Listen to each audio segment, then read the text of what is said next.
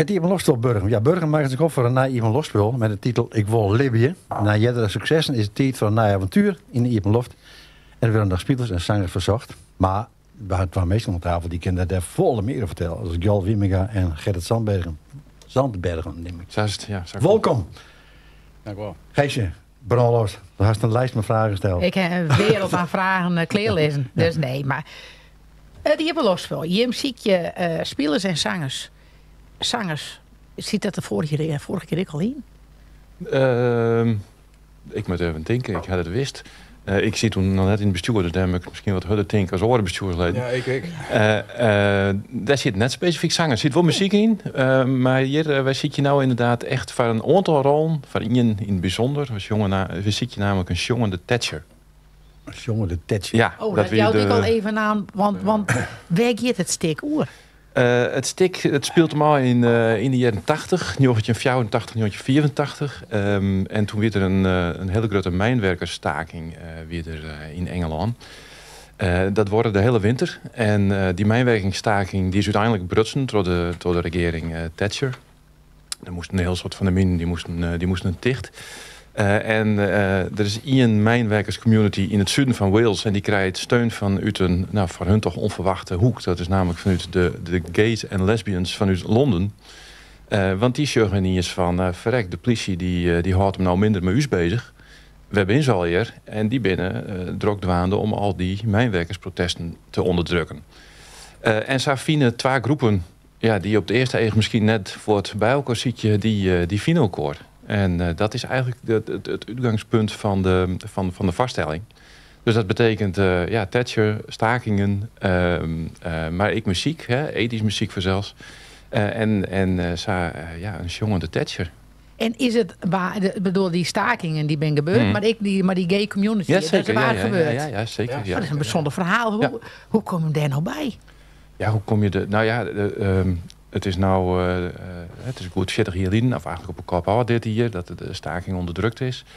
Je ziet je wat thema's. BBC had een soort aandacht aan met documentaires. En je woont natuurlijk wel een stuk, maar toch wat een badschip.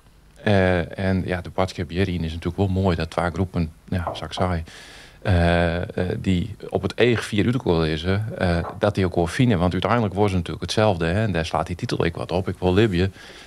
Die mijnwerkers die worden bedriegen in hun bestaan. En dat binnen sterke gemeenschappen natuurlijk. Hè. Alles draait om die mijn en het verenigingsleven en alles is daar op baseren. En hetzelfde geldt voor de gays en lesbians uit Londen, die in de jaren 80 en zeker begin jaren 80, ik voor hun positie strijden moesten. Nou, dit jouwt vast een mooi verhaal. En jou, toen zei ik zit na in het bestuur, of heb ik dat nou verkeerd? Nee, Gerrit en ik ben eigenlijk begonnen. Ja, sorry. En wat is die roltaak? Ik ben uiteindelijk verantwoordelijk voor het decor bouwen en de ombouwingen. En in het bestuur natuurlijk hartstikke dwalen met alle facetten, maar specifiek dit het waar. En volgens mij speel je hem bij de Burgermama of bij de Electrabel, zeg maar voormalig. De NG-centrale. De NG-centrale, ja. Wat is er van nog? Wat maakt het dat speciaal dat het daar? Want daar is net zo vol, eigenlijk niks. Nee, maar dan kun je alles dwalen. Ja, de ruimte. En dat is ik heel wat woord. Het is een hele specifieke locatie uiteindelijk. En je beziek ik een beetje zeg maar, van de omjouwing wat je mij niet meer kennen. En dat is misschien in dit geval een beetje het gebouw. De tijd waar ik in spelen. Maar die mijnwerkers dat je toch een beetje een rauw idee krijgt van die omjouwing. En je hebt ruimte natuurlijk. Ruimte voor alle dingen die je willen. En die ruimte is u staatsgekikt. En daar ben ik heel blij mee. Ja. Wanneer weer de laatste keer dat daar spelen? Want de vorige keer is dat ik spelen, ja, toch? vorige jaar voor het eerst. Ja. Wie vorige jaar? Ja. Het hij hem elke jaar een stuk? Nee, om 2 jaar. Om het 2 jaar? Ja. Oké. Maar wat is er dan al je van op? Want hoe begin je dan? Want ik heb me voorstellen van, er zal iemand maar het schreeuwen. Ja. Neem maar gewoon. Ja. Maar er is net een stick. Nee. En wij hebben eigenlijk een team van jonge meisjes hebben wij bij elkaar gezocht. En daar ben we eigenlijk wel grutsk op. Dat onze regisseur is Romke Gabe Draaier. Voor de meesten die juist de uitreiking van de Gouden Gurpensioen hebben. Voor Omroep Friesland. Hij vertolkte de rol van Lolkje van Gurbe. Dus hij komt het regisseren. Het wordt schreeuwen door Raymond Muller uit Lauwert. Ik verboen on theater. Dus die is nou druk dwaande om de verhaallijnen en de dialogen en wat erbij komt. Om dat in elkaar te zetten. En voor de muziek hebben we Jelmer Scholten. En dat is ook een jong talent. Het ben al je 20ers, 30ers. En, Burgerman? Nou, vlakbij. Ja. Haasburgerman. Haasburgerman. Ja, het is de gemeente. Ja. En dat is wel mooi dat je dus ik weet want op zich is het Ieper-Losbroek van Burgum een van de oudsten van Friesland. Ja. Hè? Dus er is natuurlijk heel wat verloren in die wereld van Ieper-Losbroek in de oude jaren. Hoe ben je tot die vernijing kwam? Want er is natuurlijk het corona misschien of wat dit is al je nieuwe bloed in de gaten. Ja, ik denk dat het bestuur en dan ik het skofke voor Us, zal ik dan maar zeggen, die had het al zijn instutsen. En uw vorige regisseur die weer druk dwaande met orenprojecten. Dus het is uit praktische overwegingen. Ja. En hij hem rechten goed op orde? Alles is nij? Ja, dat was juist bij de Harkemaster. Nee, dit is gewoon, het is een historische gebeurtenis. En ik zeg, hoeveel hier op Lospullen en films en theaterstikken binnenmaken hoe de Tweede Wereldoorlog. Dus over een historische gebeurtenis kan je natuurlijk altijd weer naar je interpretaties maken. En de link met het, want het is vaak ik wel een stukje, hoe noemen ze kritiek op het leven hier, of er zit vaak wel een biatskip in. Daar kan ik me wat bij voorstellen, als ik het zei, maar het Friese, de connectie met het Friese gebeuren. Help eens. Nou, dus in de zin van de mijnwerkers, de gay community, dat is net een huwelijke wat je glikken. Nee. Maar nou is mij net bekend dat de Friese mierskip op dezelfde manier onderdrukt wordt als of de gay community of de mijnwerkers in de jaren 80. Nou, dat is in haar Karspelen en die omgauw, daar denken ze er ook heel lang. Ja, oké, een gevoel van. Ja, nee. Ja. Nou ja, het gaat uiteindelijk over emancipatie. Daar gaat het over. Ja. En van beide groepen geldt dat. Ja, maar ik vond dat sprits me heel mooi om dat meestal gewoon in hun dregen tijd en die hebben uiteindelijk nou ik ook wel vinden kennen. Hè? En dat je te jaren oploeken. En dat vond ik een heel sterk punt aan dit thema. Je bent verantwoordelijk voor het decor. Ja. Nou is er nog niks, hè? Nee. Stikman als schreeuwen. Maar vanaf het moment dat je dat weet, dat je het is oor hier, hè? Het was toen September. Ja. September. Dus oor hier, dan moet er wat gebeuren. Maar je begint dan vast al te denken. Wat springt dan naar voren? Wat komt er naar voren? Wat denk je, man? Van, hoe maakt dan? Nou, het punt is, je hebt zelf wel idee, maar hij kan regisseur natuurlijk, hè? Ja. En de regisseur die bepaalt uiteindelijk wat er gebeuren gaat. Dus je hebt zelf al bepaalde dingen in de hollen. En nou, nu jij de laatste keer hier met de eventjes hoor, nou, is heb je lasters nodig. En dan kom je wel een heel hoor verhaal dan alleen nog maar bouwen wat we protodoren van mijn hout en zo wat.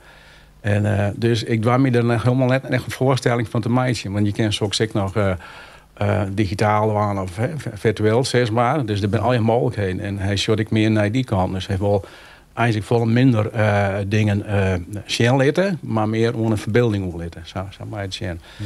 Dus dan kun je zelf wel verbeelden, ja, maar dan weet je net hoe dat eruit komt. Ja. Dus dat vind ik een beetje dreig in dit stuk van zaken, maar dat wel vertrouwen in. Ja, net de vrije hoorn. Nee. Dat is wel jammer. Wat net? Nou, ik ben net een decorontwerper.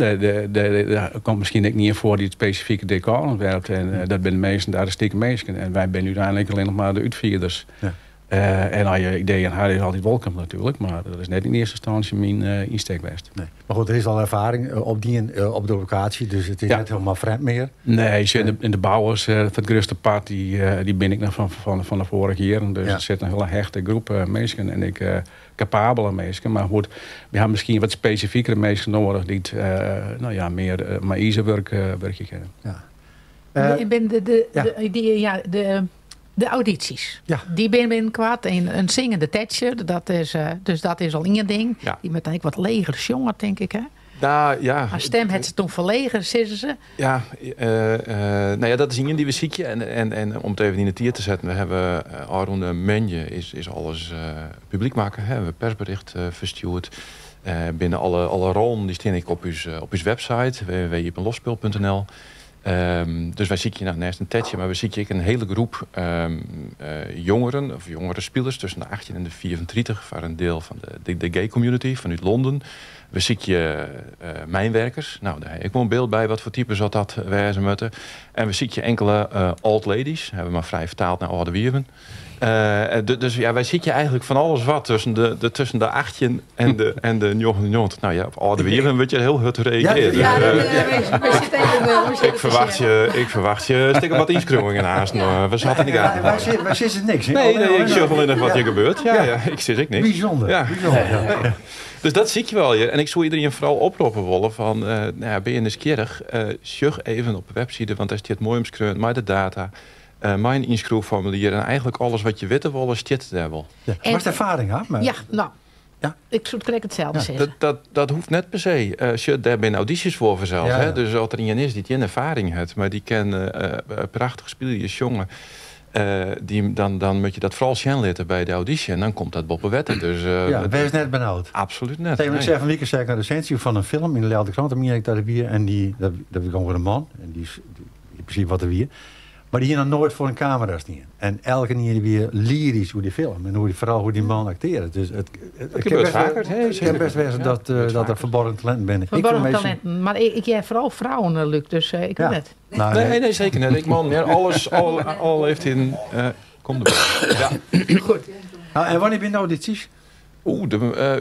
Ik vind data uit de Holland in november, begin november. Ja, maar dit hier al. Ja, dus de inschrijving zit nog wel even in Iepen. Ja. Dus mensen kunnen haar inschrijven.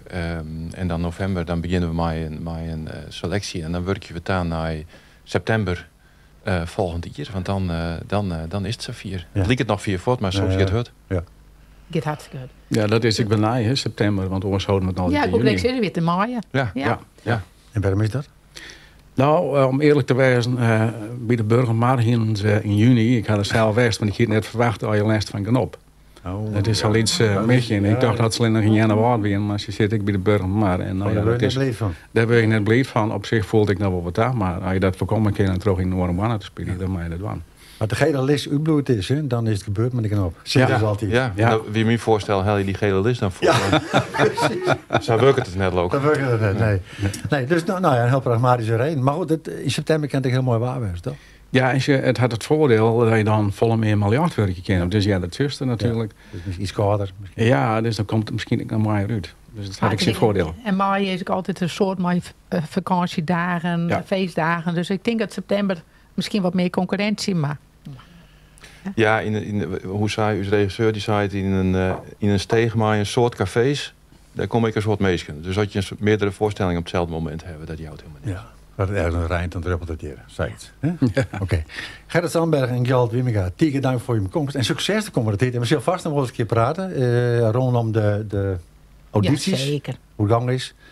We houden hem in de gaten. 10 dank. Graag gedaan. Dank u wel.